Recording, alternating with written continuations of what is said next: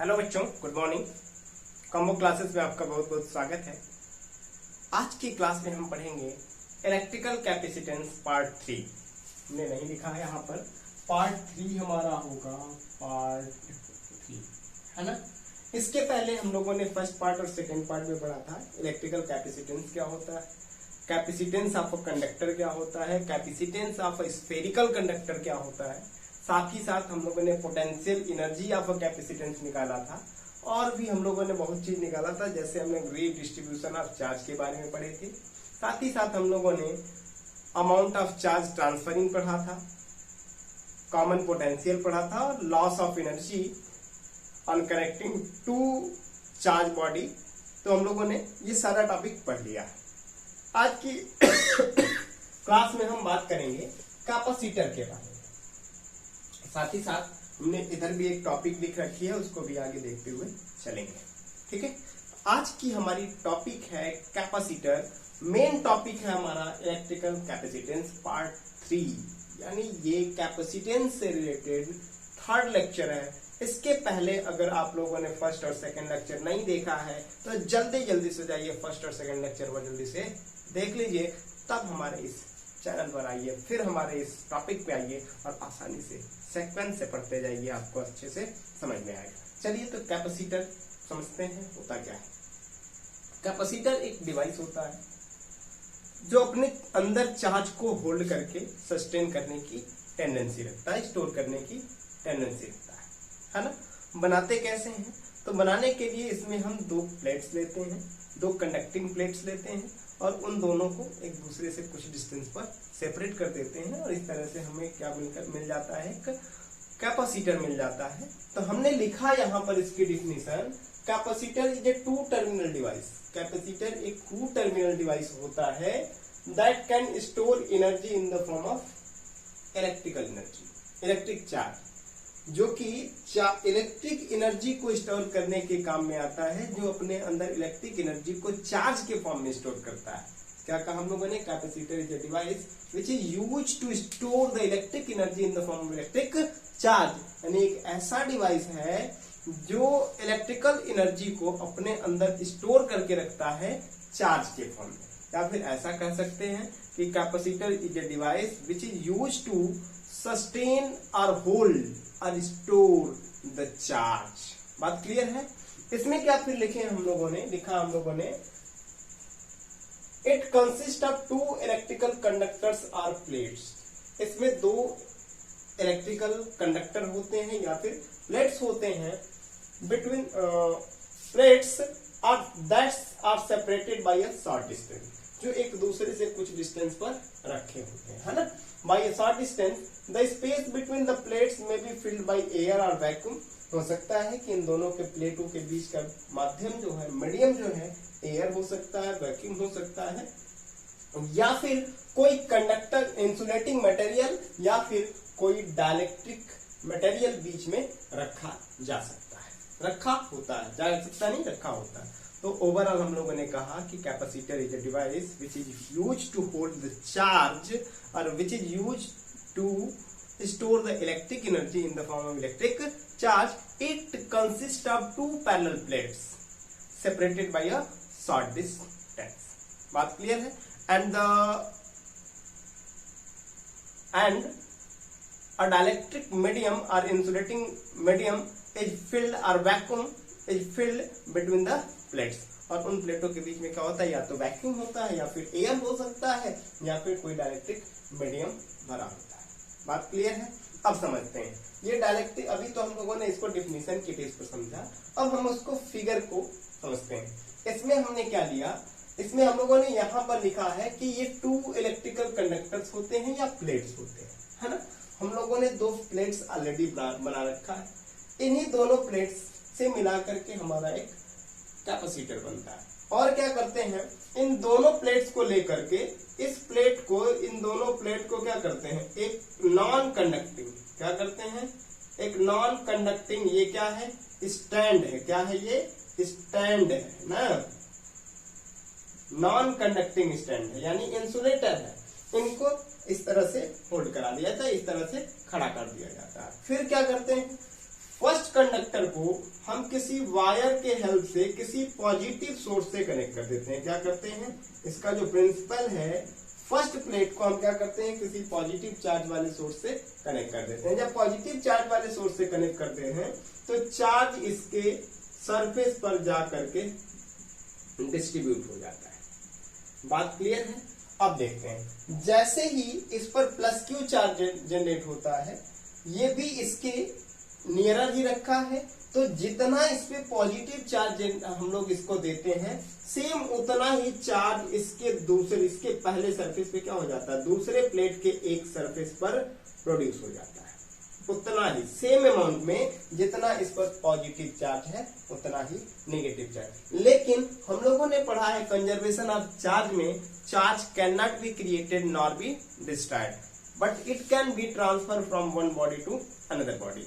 हुआ क्या, देखते हैं ध्यान से। हमने केवल पॉजिटिव चार्ज दिया, तो इस पर आखिर नेगेटिव कैसे आ गया, क्यों आ गया, इसका रीजन क्या है ना। तो इसके लिए हम लोगों को समझना होगा कि जब हमने इसको पॉजिटिव चार्ज दिया, जब हमने इसको पॉजिटिवली चार्ज किया, तो ये इसके कांटेक्ट में, इसके नजदीक होने के कारण इसमें पोलराइजेशन की प्रोसेस हुई। क्या हुई, पोलराइजेशन ऑफ चार्ज की प्रोसेस हो गई। क्या हुई, पोलराइजेशन ऑफ चार्ज की प्रोसेस हो गई, जिसके कारण दूसरे प्लेट की एक सरफेस पर same amount of negative charge produce हो गया जितना कि प्लेट फर्स्ट पर पॉजिटिव चार्ज था। लेकिन इस माइनस चार्ज को मेंटेन करने के लिए इस प्लेट के दूसरी सरफेस पे उतना ही पॉजिटिव चार्ज जनरेट हो जाता है जो प्लेट सेकेंड के पहले सरफेस पर जितना नेगेटिव जनरेट हुआ रहता है। अब ओवरऑल क्या देख रहे हैं, ये पॉजिटिव ये नेगेटिव एक दूसरे को क्या कर देंगे, कैंसल आउट कर देंगे, यानी कि अभी भी इस पर ओवरऑल चार्ज कितना है, 0 है। इसका मतलब कोई भी चार्ज ना तो जनरेट हुआ और ना ही कोई भी चार्ज लॉस हुआ। जितना पॉजिटिव उतना नेगेटिव, ओवरऑल ये अभी भी न्यूट्रल है, यानी कि अभी तक हम लोग क्या देख रहे हैं कि यही केवल पॉजिटिवली चार्ज बचा हुआ है। लेकिन अब करते क्या है, दूसरे प्लेट को ला करके हम अर्थ से कनेक्ट कर देते हैं, जिससे ग्राउंडेड कर देते हैं। क्या कर देते हैं बेटा, ग्राउंडेड कर देते हैं। यह क्या है, अर्थ से कनेक्ट कर देते हैं। किससे कनेक्ट कर देते हैं, जैसे ही हम अर्थ से कनेक्ट करते हैं तो इधर से जितने भी पॉजिटिव चार्ज हैं वो अर्थ के साथ आकर के क्या हो जाते हैं, न्यूट्रलाइज हो जाते हैं। अर्थ क्या होता है, नेगेटिवली चार्ज होता है, और ये सभी पॉजिटिव के साथ आकर के क्या हो जाते हैं, न्यूट्रलाइज हो जाते हैं। तो क्या देख रहे हैं कि जब हम फर्स्ट प्लेट को पॉजिटिवली चार्ज दे रहे हैं तो दूसरे प्लेट पर भी same amount of negative charge produce हो जा रहा है। इस प्रोसेस को हम पोलराइजेशन ऑफ चार्ज के नाम से जानते हैं, ठीक ना। इसका सीधा सा एग्जांपल देखा जाए, हम लोग बचपन में बड़ा एक गेम खेलते थे, बड़ा उत्पाती हुआ करते थे, शरारती हुआ करते थे। पेन को लेकर के बाल में ऐसे रगड़ देते थे, रगड़ने के बाद डस्ट पार्टिकल के पास ले जाकर कहते, देखो बेटा जादू, जादू आ गया, भूत आ गया, है ना। डस्ट पार्टिकल को क्या करने लगता था, अट्रैक्ट करने लगता था, या फिर पेपर के छोटे छोटे पीस को अपनी तरफ अट्रैक्ट करने लगता था। तो हम कहते थे कि इसके अंदर चार्ज की प्रॉपर्टी आ गई है ना। तो वहां भी क्या होता था, हम रगड़ते थे अपने पेन को, रगड़ते कहाँ थे, किसको, पेन को, और बाल में आपस में फ्रिक्शन होता था। लेकिन जब हम उसको डस्ट पार्टिकल के पास ले जाते तो आखिर डस्ट पार्टिकल के ऊपर तो कोई चार्ज था नहीं, डस्ट पार्टिकल ओवरऑल क्या था, न्यूट्रल था। लेकिन जब ये पॉजिटिवली या नेगेटिवली इसके पास जाता था तो तुरंत ही सेम अमाउंट में जितना इसके ऊपर प्लस रहता है उतना इसके ऊपर माइनस जनरेट कर देता है। हमारे हाथ के ऊपर माइनस चार्ज जनरेट कर देता है, जिसके हाथ के नहीं, डस्ट के ऊपर माइनस चार्ज जनरेट कर देता है, जिसके कारण इस प्लस और इस माइनस में अट्रैक्शन का प्रोसेस होने लगता है ना। तो उस प्रोसेस को भी हम लोगों ने वहां पोलराइजेशन ऑफ चार्ज के नाम से जाना था। क्लियर है, आई थिंक कि आपको ये कैपेसिटर का जो प्रिंसिपल है वो समझ में आया होगा, ठीक है। अब समझते हैं, यहां पर हम लोगों ने हेडिंग लिखा factor affecting the capacitance of a capacitor, है ना। यानी कि कोई कैपेसिटर है तो इसके कैपेसिटेंस को कौन कौन से ऐसे फैक्टर हैं जो कि अफेक्ट करते हैं। अफेक्ट करने का मतलब क्या होता है, या तो इंक्रीज करते हैं या तो डिक्रीज करते हैं, यानी या तो बढ़ाते हैं या फिर घटाते हैं। बात क्लियर है। यानी कि हम लोगों को देखना है कि किसी भी कैपेसिटर की कैपेसिटेंस को कैसे हम बढ़ा सकते हैं या फिर किसी कैपेसिटर के कैपेसिटेंस को हम कैसे घटा सकते हैं, है ना। तो इसमें अगर देखा जाए तो लिखेंगे देयर आर 3 फैक्टर्स। क्या लिखेंगे? There are 3 factors which affect, क्या करते हैं, which affect the capacitance of a capacitor,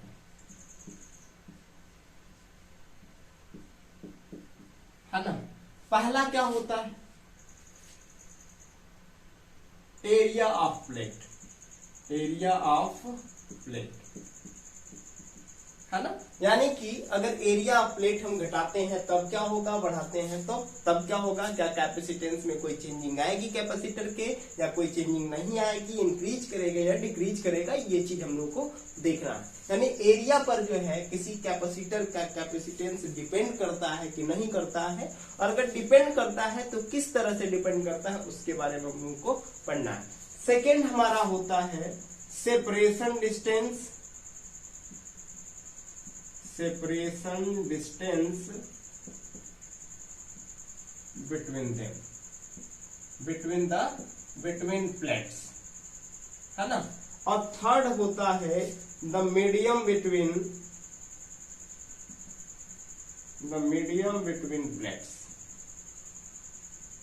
है ना। अब समझते हैं, इस फिगर में थोड़ा सा हम लोग इरेज करते हैं और इसी फिगर में हम लोग इस टॉपिक को भी समझ लेते हैं, है ना। चलिए देखते हैं, ये हम लोगों ने थोड़ा सा एक्स्ट्रा बना दिया था। ये पॉजिटिव वाला क्या हो गया, अर्थ के साथ जा करके न्यूट्रलाइज हो गया, है ना। अब समझते हैं, यही फिगर है हम लोगों का। इसी फिगर में हम लोग इसको भी समझेंगे। क्या किए हैं, इसको ला करके और इसको तो हम लोगों ने क्या किया है, अर्थ से कनेक्ट किया। किससे? अर्थ से कनेक्ट किया। किससे? अर्थ से कनेक्ट किया है, ग्राउंडेड कर दिया है ना। अब समझते हैं, पहला हम कहेंगे, मान लेते हैं कि 2 प्लेट्स तो है ही हमारे पास। फर्स्ट प्लेट ये है, सेकंड प्लेट ये है, और इनके बीच का जो गैपिंग है, गैपिंग कितना है, मान लेते हैं d डिस्टेंस पर एक दूसरे से दोनों रखे हैं, और इन दोनों की एरिया जो है कितना है, इसका भी a है और दूसरे का भी a है। अगर हम प्लेटों की साइज बढ़ाते हैं, साइज बढ़ाने का मतलब प्लेट क्या होता है, उसमें लेंथ और ब्रेथ होता है ना। यानी कि एरिया बढ़ाएंगे। अगर साइज बढ़ाएंगे तो इसका मतलब क्या बढ़ाएंगे, हम एरिया को बढ़ाएंगे, है ना। तो अगर हम एरिया बढ़ाते हैं तो जाहिर सी बात है कि पहले जगह कम था तो कम ही चार्ज को होल्ड करेगा, लेकिन जब एरिया बढ़ा देंगे तो चार्ज को ये ज्यादा होल्ड करना शुरू कर देगा। यानी कि कहेंगे, क्या कहेंगे, the capacitance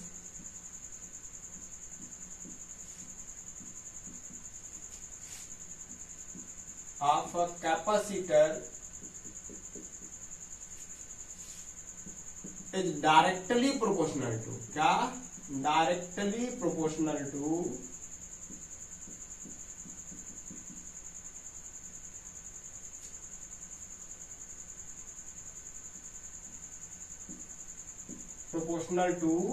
the area of plates, है ना। that is C proportional to क्या, A, इक्वेशन नंबर फर्स्ट। दूसरा क्या होता है कि जो कैपेसिटेंस है इज, कितना लिख लेंगे, इज इनवर्सली प्रोपोर्शनल टू, क्या, इनवर्सली प्रोपोर्शनल टू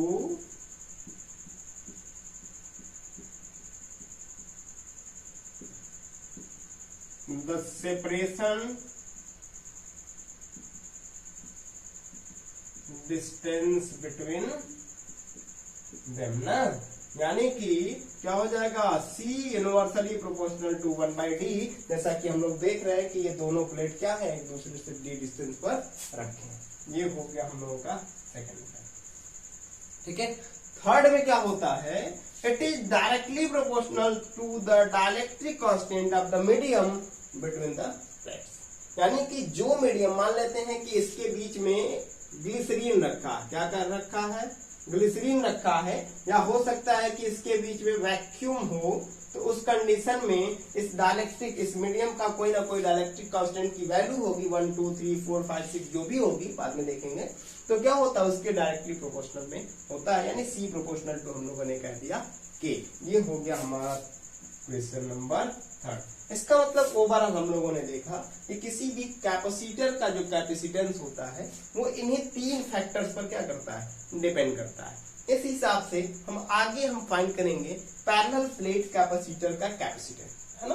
फार्मूला अगर हम यहाँ से, लेकिन हमारे नोट्स में नहीं है, इस तरह से अगर हम करेंगे तो गलत होगा, या गलत तो नहीं होगा बट इस तरह से हम लोग को सॉल्व नहीं करना है। अगर हम यहीं पे देखें, इन तीनों इक्वेशन को एक साथ मिला देते हैं तो हमारा काम सॉल्व हो जाएगा, है ना। हमारा काम क्या हो जाएगा, सॉल्व हो जाएगा। लेकिन हम इसको अभी मिलाएंगे नहीं, आगे हम लोग देखेंगे, है ना। फिर देखते हैं हम लोगों का क्या है नेक्स्ट टॉपिक जो है, इसका स्क्रीनशॉट आप एक बार ले लीजिएगा, है ना। फिर क्या है, हम लोगों को फाइंड करना है कैपेसिटेंस ऑफ अ कैपेसिटर।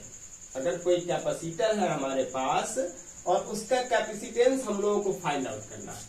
क्या करना है, capacitance of a capacitor find करना है ना। इसको भी इरेज कर देते हैं।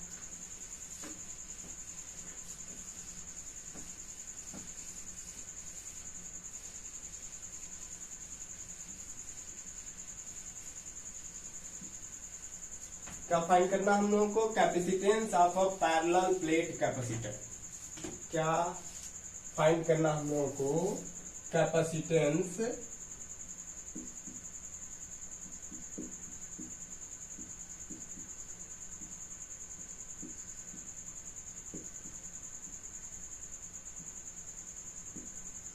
ऑफ अ पैरेलल प्लेट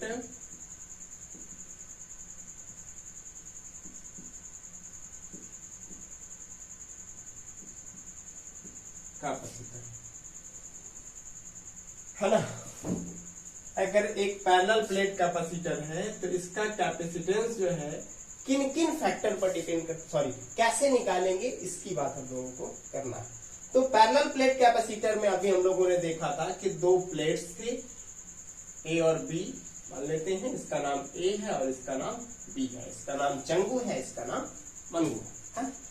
ये क्या होता है, इसको ला करके एक स्टैंड और इसका एक ला करके स्टैंड, इन दोनों को ला करके एक स्टैंड पर हम लोगों ने, इंसुलेटेड स्टैंड है, इन पर ला करके हम लोगों ने खड़ा कर दिया। पहले को ला करके हम क्या करते हैं, किसी पॉजिटिवली सोर्स से कनेक्ट करते हैं, किसी पॉजिटिवली चार्ज सोर्स से कनेक्ट कर देते हैं, तो इसके एक सरफेस पर पॉजिटिव चार्ज डिस्ट्रीब्यूट हो जाता है। एक सरफेस पे क्या ओवरऑल सरफेस होगा, और दूसरे को ला करके हम वायर के हेल्प से और अर्थ के साथ कनेक्ट कर देते हैं। क्या करते हैं, अर्थ के साथ, और ये क्या है, पॉजिटिव सोर्स के साथ, पॉजिटिव सोर्स के साथ कनेक्ट कर देते हैं। मान लेते हैं इसका ए बी ना लिख करके 1 और 2 लिखा जाए, इन दोनों की एरिया ए लिखा जाए और बीच का डिस्टेंस डी लिखा जाए, है ना। जब इस पर प्लस क्यू चार्ज देते हैं तो सेम अमाउंट में कंफर्म है कि उतना ही माइनस चार्ज भी इस पर जनरेट हो जाएगा, जिसको हम लोगों ने पोलराइजेशन ऑफ चार्ज का नाम दिया, है ना। तो क्या देख रहे हैं, consider a parallel plate capacitor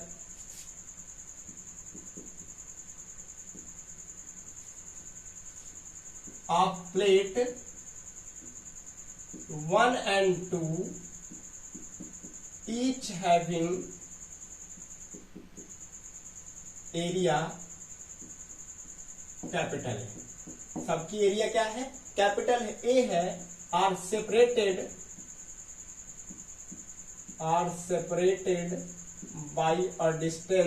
by a distance d. Let K be the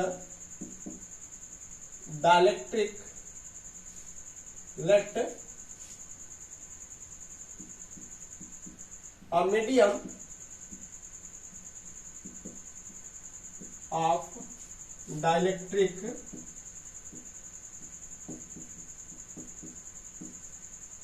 constant के इज फील्ड बिटवीन प्लेट्स, है ना, कोई दिक्कत नहीं है। Also let V be the potential difference between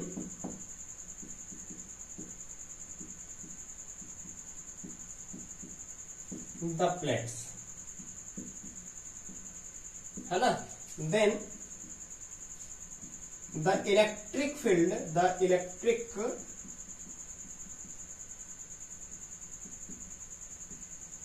between the plates is given by। अब समझते हैं हम लोगों ने क्या किया है, फार्मूला बात कर रहे हैं।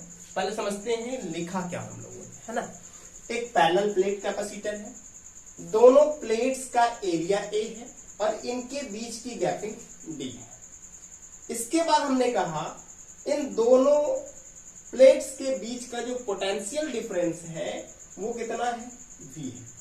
अब जब V है तो इसके बीच में हम सबसे पहले इलेक्ट्रिक फील्ड की वैल्यू कैलकुलेट कर लेते हैं, और इसके लिए हम लोगों ने गॉस थ्योरम का एप्लीकेशन पढ़ा था। उसमें हम लोगों ने electric field due to parallel plate calculate किया था 2 पॉइंट पे, एक आउटर पॉइंट पे और एक इनर पॉइंट पे। अभी हम आउटर पॉइंट की बात नहीं कर रहे हैं, अभी हम इनर पॉइंट की बात कर रहे हैं, है ना। तो क्या हम लोगों ने फार्मूला निकाला था, इक्वल टू सिग्मा बाई कितना, क्या निकाला था,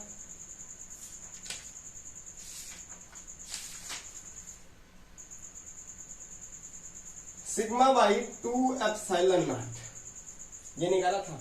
या फिर हम लोगों ने 2k एप्सिलॉन नॉट निकाला था।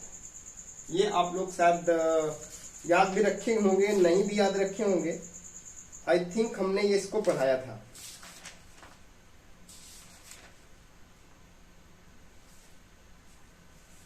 है ना। ये हमने इलेक्ट्रिक फील्ड की वैल्यू निकाला था sigma by 2k epsilon not, और इसके लिए हम देखेंगे इलेक्ट्रिक फील्ड की वैल्यू। इसका वीडियो हमने पहले अपलोड कर दिया है, इस वजह से इसको ब्रीफली यहाँ नहीं बता रहे हैं, इसको जाकर के एक बार हमारे चैनल पे देख लीजिएगा। ये हम लोगों ने कैलकुलेट कर लिया। अब समझते हैं, वी नो दैट E की वैल्यू कितना मिल गया हम लोगों को, sigma by 2k epsilon not, और सिंस सिग्मा की वैल्यू होती है Q बाई A, तो यहां से E की वैल्यू क्या हो जाएगा, 2 by Q by 2k epsilon not A। And we know that, and also we know that हम लोग क्या जानते हैं, E इक्वल टू होता है V बाई डी।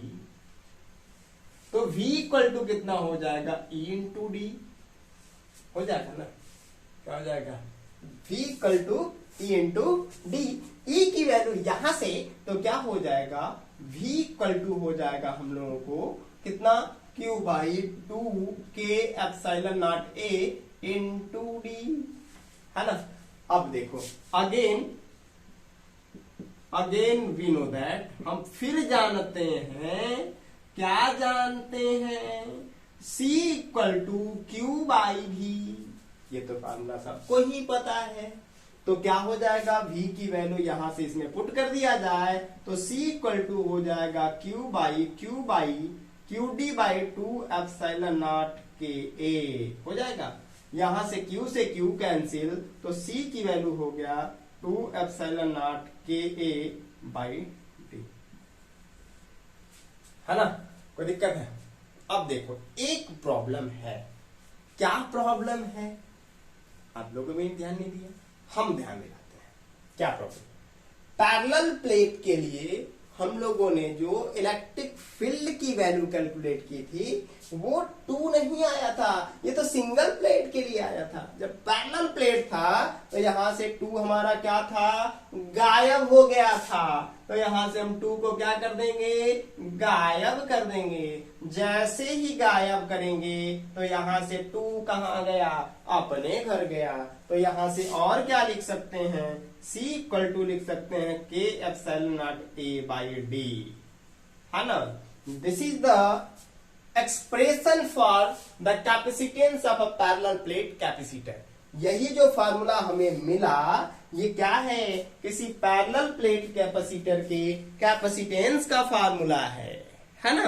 बात क्लियर है। चलिए थोड़ी सी आवाज बदल के बोल रहे हैं, थोड़ा सा मिमिक्री करने का मन कर गया ना, कोई दिक्कत नहीं। ठीक है, आगे देखते हैं। ये हम लोगों ने क्या निकाला, ये ध्यान रखना है पैरेलल प्लेट के लिए अगर सिंगल प्लेट होता था तो इसके लिए हम लोगों ने E की वैल्यू निकाला था सिग्मा बाई 2 एप्सिलॉन नॉट निकाला था। लेकिन जब पैरेलल प्लेट था तो 2 आ गए थे तो क्या हो गया था, ऐसे हो गया था ना। कितना हो गया था, सिग्मा बाई 2 एप्सिलॉन नॉट और सिग्मा बाई 2 एप्सिलॉन नॉट। इस वजह से क्या हो गया था, यह सिग्मा बाई एप्सिलॉन नॉट। लेकिन जब किसी डाइलेक्ट्रिक मीडियम रखा है तो ये क्या हो जाएगा, के यहाँ, तो सिग्मा बाई एप्सिलॉन नॉट के हो जाएगा। वही हम लोगों ने यहाँ पे लिखा है। बात क्लियर है, कोई दिक्कत नहीं है ना। चलो देखते हैं।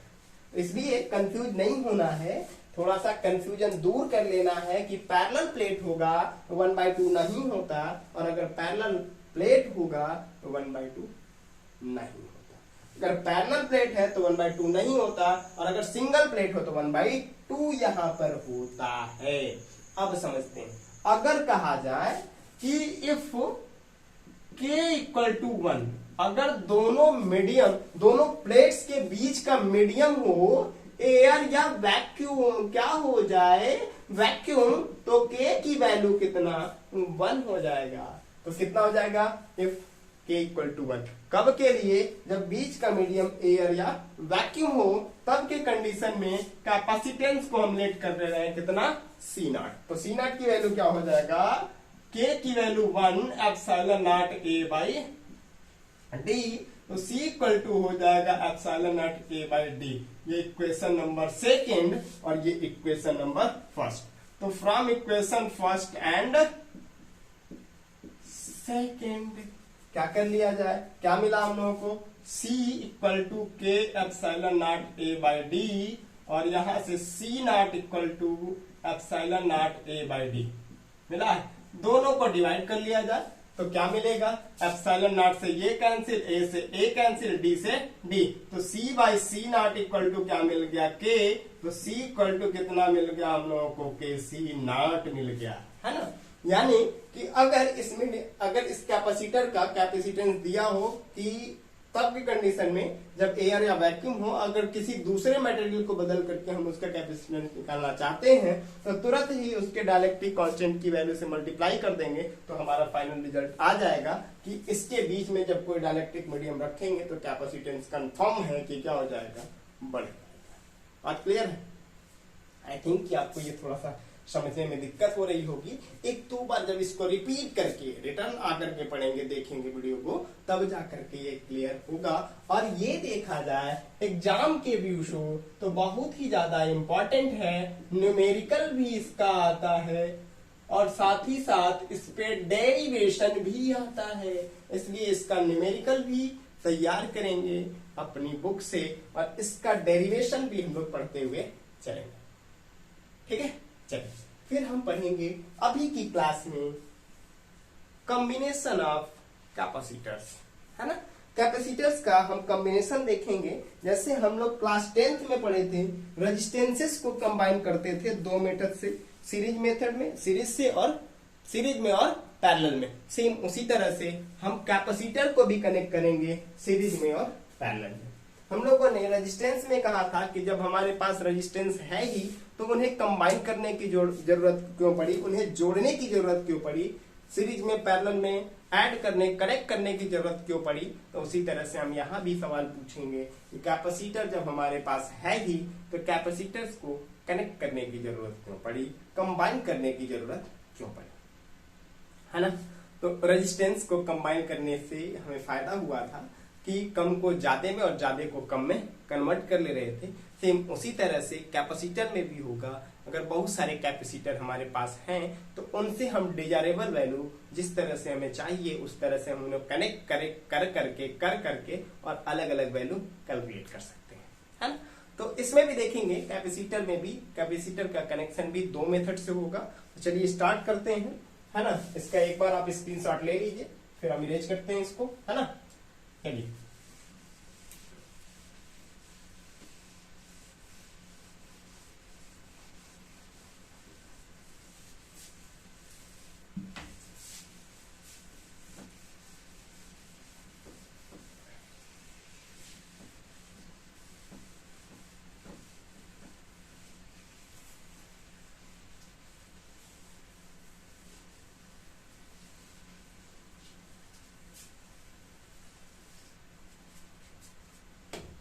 चलो देखते हैं क्या है।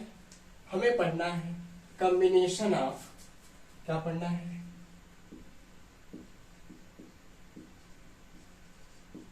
Combination of capacitors,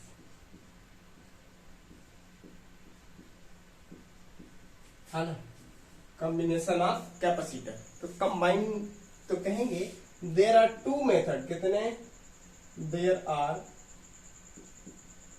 two methods to combine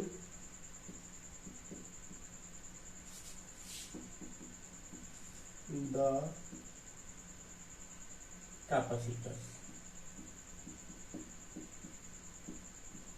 है ना। पहला जो होगा वो सीरीज होगा, सीरीज कॉम्बिनेशन, और दूसरा जो हमारा होगा वो होगा parallel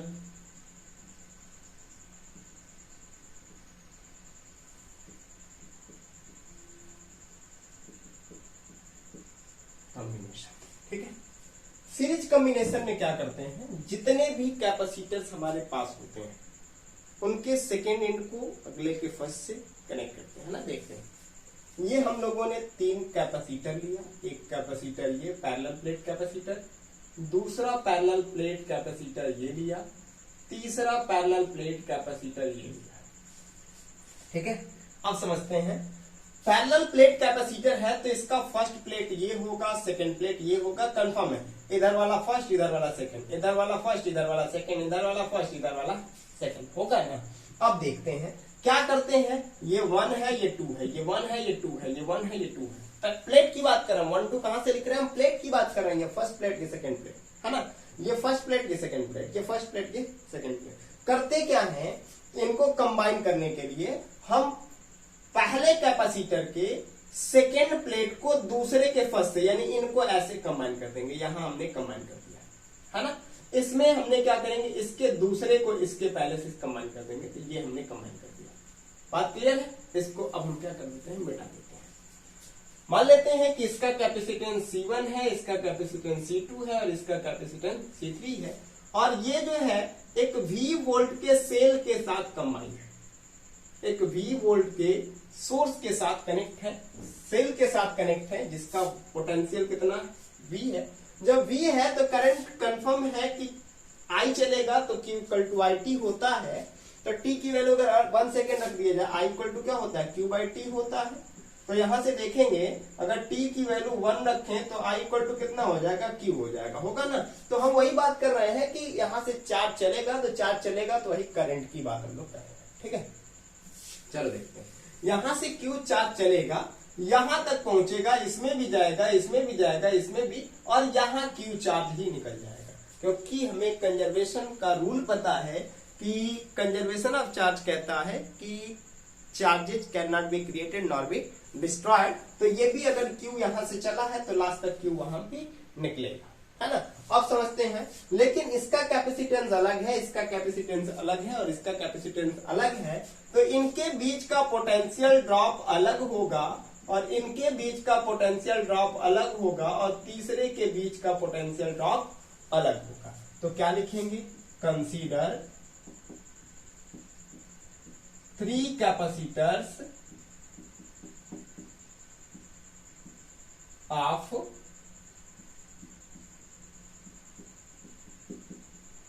कैपेसिटेंसेस C1, C2 and C3 are connected in series with a cell of V volt, किससे? V वोल्ट के सेल के साथ कनेक्ट है ना। The amount of charge, the amount of charge in each capacitor is same, that is Q, but the potential drop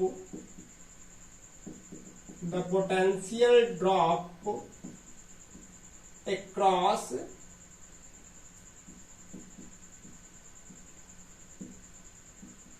each capacitor is different।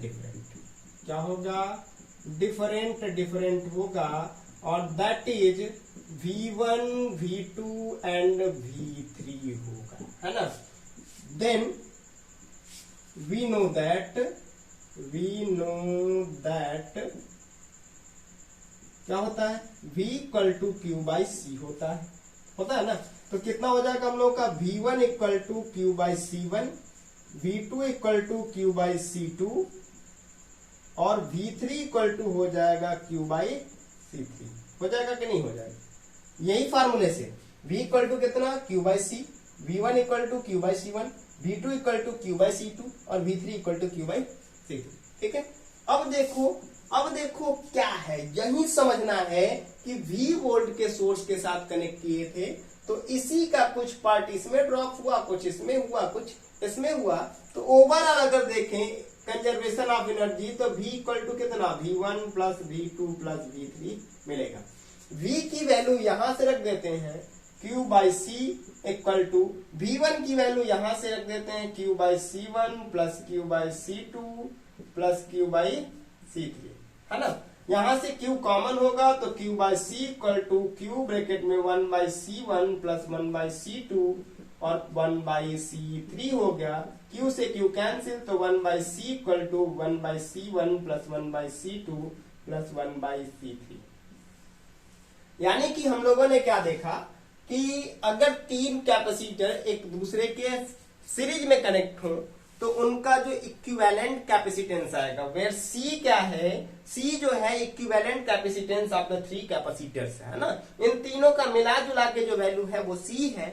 कितना आएगा? 1 by C equal to 1 by C1 plus 1 by C2 plus 1 by C3। अगर हम कहें कि तीन न लेकर के n कैपेसिटर को जोड़ें, n कैपेसिटर, तो क्या होगा? 1 बाई Cn इक्वल टू हो जाएगा 1 by C1 plus 1 by C2 plus 1 by C3 plus dot dot dot 1 by Cn, है ना। Cn नहीं, यहाँ 1 बाई C लिखते हैं।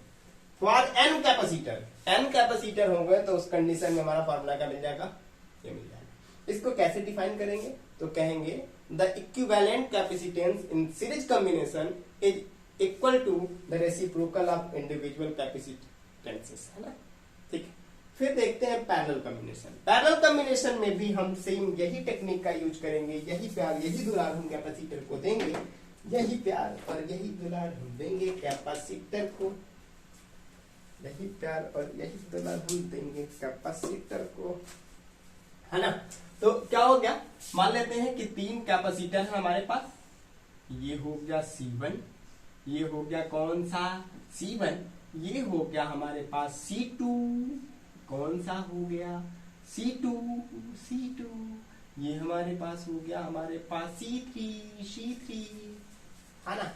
चल, ये तीन कैपेसिटर हमारे पास हैं, इनको क्या करना है? पैरेलल में कंबाइन करना। किसमें? पैरेलल में। कुछ नहीं करते हैं, सबके फर्स्ट एंड को, ये फर्स्ट एंड सबका है, इनको सभी को ला करके एक पॉइंट से, बड़ी दिक्कत है, एक पॉइंट से, और सबके सेकेंड एंड को ला करके किसी दूसरे पॉइंट से कनेक्ट कर देते हैं तो इस तरह का जो कॉम्बिनेशन हमको मिला, इसी कॉम्बिनेशन को हम क्या कहते हैं, पैरेलल कॉम्बिनेशन कहते हैं। सब आमने सामने जुड़े हैं तो पैरेलल कॉम्बिनेशन, और सब साथे साथ जुड़े हैं तो सीरीज कॉम्बिनेशन। सीधा सीधा जुड़े हैं तो सीरीज, और सब आमने सामने झगड़ने लगे तो पैरेलल। और इनको ला करके एक V वोल्ट की बैटरी या सेल के साथ कनेक्ट कर देते हैं, है ना। V वोल्ट की बैटरी या सेल के साथ हम कनेक्ट कर देते हैं। अब समझते हैं यहीं पे सब गेम होगा। यहां से V वोल्ट चला, यहां से V वोल्ट चला, पक्का। अब देखो यहां से Q चार्ज तो चला, लेकिन यहां तक पहुंचेगा Q, जैसे ही यहां ये पहुंचेगा क्या हो जाएगा, कुछ चार्ज इसमें, कुछ चार्ज इसमें, और कुछ चार्ज जो बचा खुचा होगा वो तीसरे में आ जाएगा, पक्का ना। Q चार्ज चला, 3 पार्ट में बटा, तो इसको Q1 मिला, इसको Q2 और इसको Q3 मिल गया, है ना। यहां निकलेगा Q1, यहां निकलेगा Q2 और यहां निकलेगा Q3, और ये सब मिला के निकलेगा Q equal to Q1 plus Q2 plus Q3। यानी एक इक्वेशन हमको मिल गया, कौन सा, Q equal to Q1 plus Q2 plus Q3। Conservation of charge की बात कर दी है हम लोग यहाँ पे ना, तो यही सेम कंडीशन लिखेंगे यहां पर भी स्टेटमेंट में लिखेंगे। क्या लिखेंगे, consider 3 capacitor of capacitances C1 C2 and C3 are connected in series with a cell of V volt. इतना तक लिखेंगे ना। अब क्या लिखेंगे, पहले इतना हम लोग लिख लेंगे, फिर लिखेंगे क्या, ये वाला, the amount of charge, amount of charge in each capacitor, in each capacitor is different different. क्या होगा, दोनों कैपेसिटर में डिफरेंट डिफरेंट होगा। दैट इज कितना हो जाएगा, पहले में Q1, दूसरे में Q2, तीसरे में Q3, while the potential drop, potential difference across